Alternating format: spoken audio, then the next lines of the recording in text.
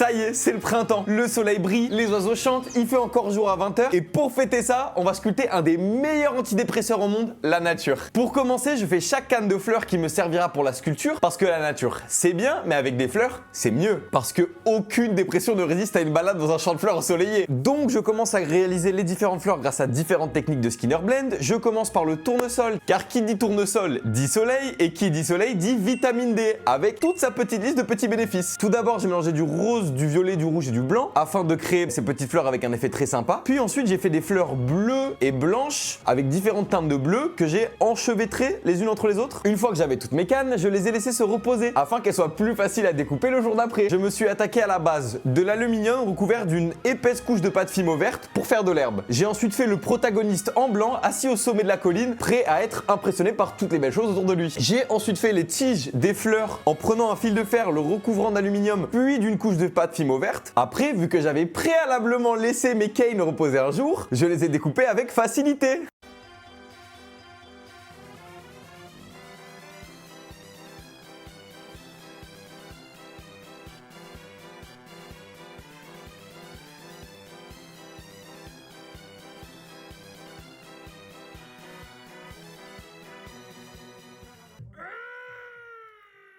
J'ai ensuite fait les feuilles des fleurs avec différentes teintes de vert que j'ai créées en le mixant avec du blanc ou avec du noir. Puis je me suis attaqué aux insectes de cette sculpture. J'ai commencé par faire des petites coccinelles en référence à ma double vie. Thomas, jeune de 23 ans normal, le sauveur de coccinelles, le héros international qui les sauve de la noyade dans la piscine de ses grands-parents. J'ai ensuite affronté mes démons en sculptant 4 fourmis, insectes qui me terrifient parce que pendant mon enfance, j'avais laissé des coquillages dans un sac à dos. Sauf que je savais pas qu'il restait des bouts de chair dans le coquillage. Les fourmis, elles le savaient très bien.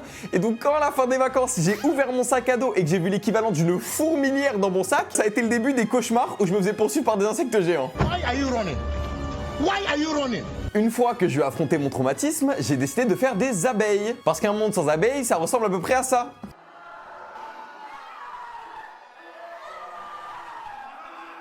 Et je leur ai même donné un sourire. Parce qu'au fond, c'est juste des insectes chill qui veulent butiner.